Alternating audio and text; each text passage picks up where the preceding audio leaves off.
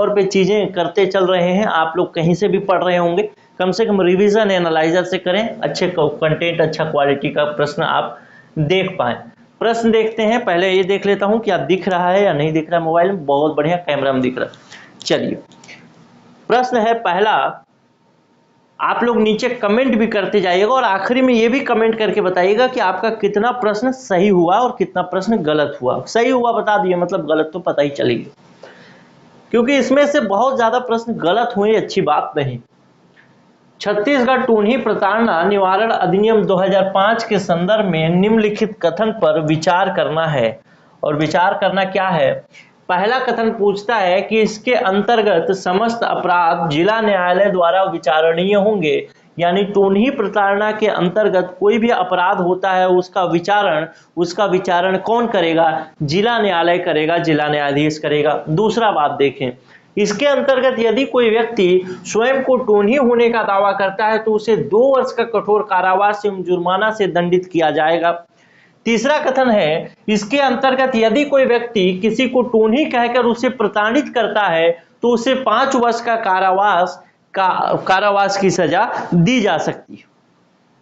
तो इसमें कौन सा कथन आपका सही है वो बताना है। क्या केवल एक सही है? 1 2 3 तीनों सही है?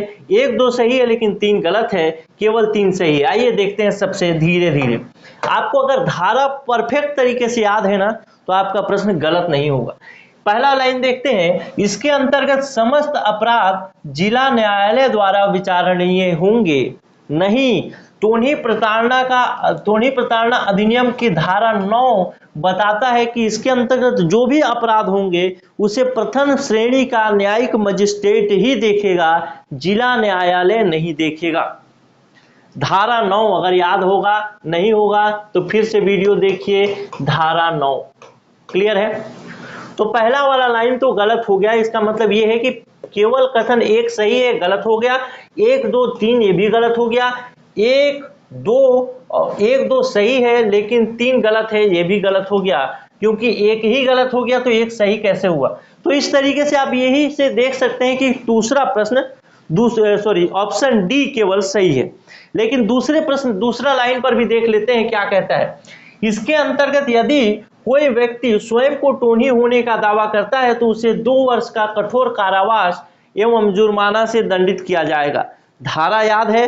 कोई व्यक्ति खुद को टून्ही कहने का दावा करे तो उसके विषय में जुर्माना का या फिर सजा का प्रावधान किस धारा के अंतर्गत किया गया है? तो किया गया है धारा 7। अगर याद नहीं तो फिर नंबर नहीं, क्योंकि एग्जाम में ये पूछेगा। अगर धारा याद रहता है तो एक सीक्वेंस याद रहता है, कम से कम एक क्रम याद रहता है कि धारा 7, धारा 8, धारा 9, ऐसे इसमें क्या क्या है, तो उसमें याद करने में आसानी हो जाती।